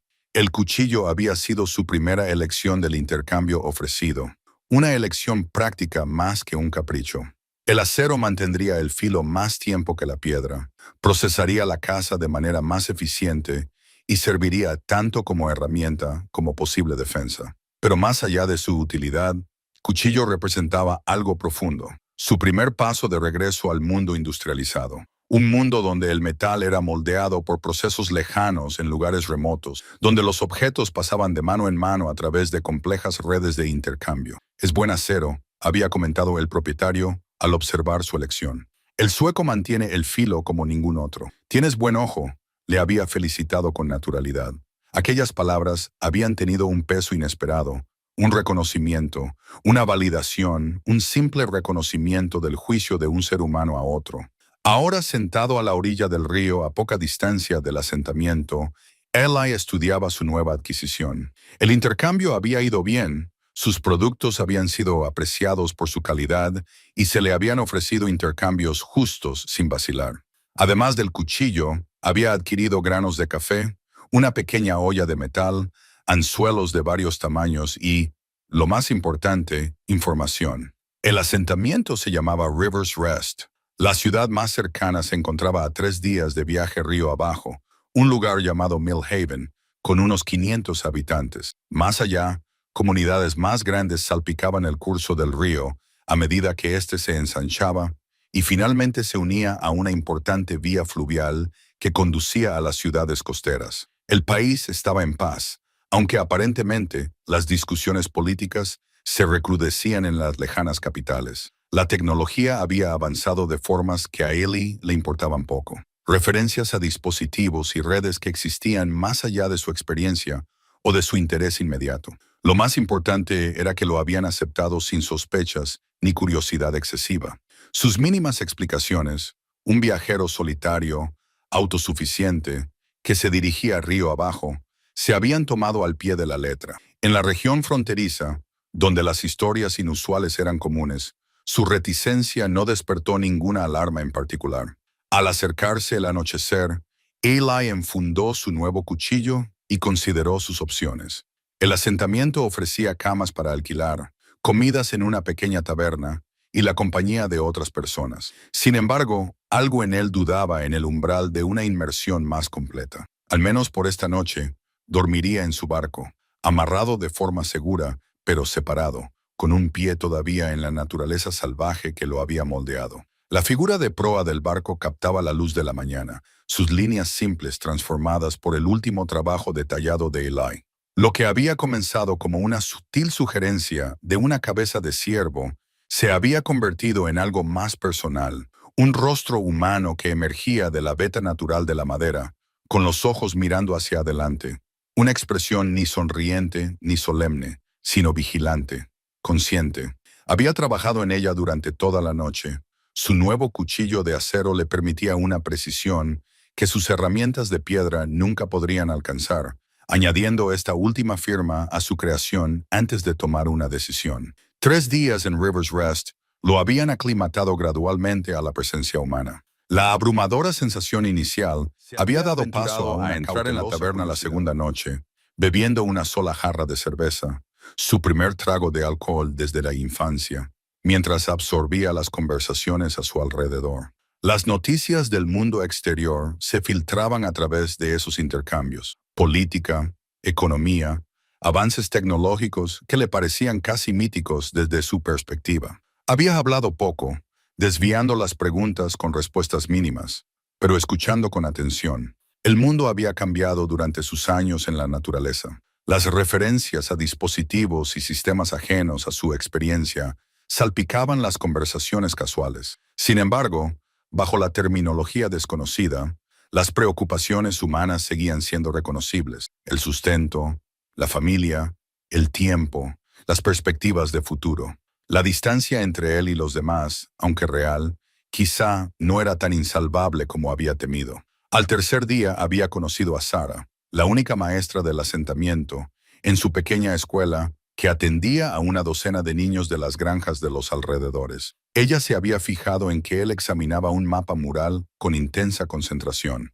«Está desactualizado desde hace 3 años», había comentado, acercándose en silencio. Pero la geografía no ha cambiado mucho. Su conversación, la primera charla prolongada desde su regreso al contacto humano, había fluido con una facilidad inesperada. Ella le había hecho preguntas reflexivas sobre su barco, comentando su artesanía sin indagar en su pasado. Cuando él mencionó que había aprendido de los libros que encontró en una cabaña en la montaña, ella se animó y habló con pasión sobre el poder del conocimiento escrito para trascender el aislamiento. «Algunos de mis alumnos nunca viajarán más allá de 50 millas de aquí», dijo, «pero a través de los libros, sus mentes pueden explorar el mundo entero». Antes de que él se fuera, ella le entregó un pequeño volumen, una colección de poemas de Wordsworth. Él entendía la relación entre la naturaleza y el espíritu humano mejor que la mayoría. Ella le dijo, «Creo que encontrarás que él habla de tu experiencia». Ese regalo, dado libremente, sin esperar nada a cambio, había conmovido profundamente a Eli. El cuchillo de intercambio había sido su primera conexión material con la sociedad humana. Este libro representaba algo diferente, una conexión intelectual y emocional, el reconocimiento de una vida interior más allá de la mera supervivencia. Ahora, mientras el amanecer iluminaba el muelle donde le esperaba su barco, Eli hizo los últimos preparativos. Su decisión se había cristalizado gradualmente durante sus días en Rivers Rest. Continuaría río abajo, pero no hasta las ciudades costeras que originalmente habían atraído su imaginación. En cambio, se detendría en Millhaven, el asentamiento más grande a 3 días de viaje. Sara había mencionado que allí necesitaban un constructor de barcos, alguien que entendiera de navegación fluvial, que pudiera trabajar con materiales locales y que apreciara los retos específicos de la vía fluvial. Habían perdido a 2 hombres por vejez en los últimos años, le había explicado, y sus aprendices carecían de experiencia. Alguien con sus habilidades encontraría un empleo bienvenido. La perspectiva ofrecía un término medio entre el regreso completo a la civilización y el aislamiento continuo. Una pequeña ciudad ribereña le permitiría una reintegración gradual, un trabajo significativo, utilizando las habilidades que había desarrollado, una conexión sin una inmersión abrumadora. Podría mantener parte de la autosuficiencia que había llegado a valorar mientras reconstruía lentamente las relaciones humanas. Su barco Perseverance se convertiría tanto en su legado como en su presentación. La noticia de la embarcación artesanal ya se había extendido por Rivers Rest, atrayendo la admiración de los barqueros y viajeros locales. Sus métodos de construcción únicos, que combinaban técnicas tradicionales de excavación con innovaciones nacidas de la necesidad, representaban un conocimiento que valía la pena compartir. Ellie consiguió los últimos suministros. Algunos los intercambió, otros los compró a crédito con la promesa de su futuro trabajo. Su aspecto también se había transformado sutilmente, con el pelo cortado de forma más uniforme por el barbero del asentamiento. Su ropa era ahora una mezcla de prendas hechas a mano y prendas sencillas fabricadas industrialmente. Su porte seguía marcado por la vigilancia propia de la vida salvaje, pero templado por una creciente conciencia social. El encargado del muelle se acercó mientras Sally se preparaba para zarpar y le ofreció un mapa aproximado de los tramos del río que tenía por delante, marcado con notas sobre las condiciones actuales. «Buen viaje», dijo, extendiendo la mano en un gesto universal de despedida y buenos deseos. Eli la estrechó, sintiendo aún la estrechada de manos como algo extraño, pero menos incómodo que días atrás.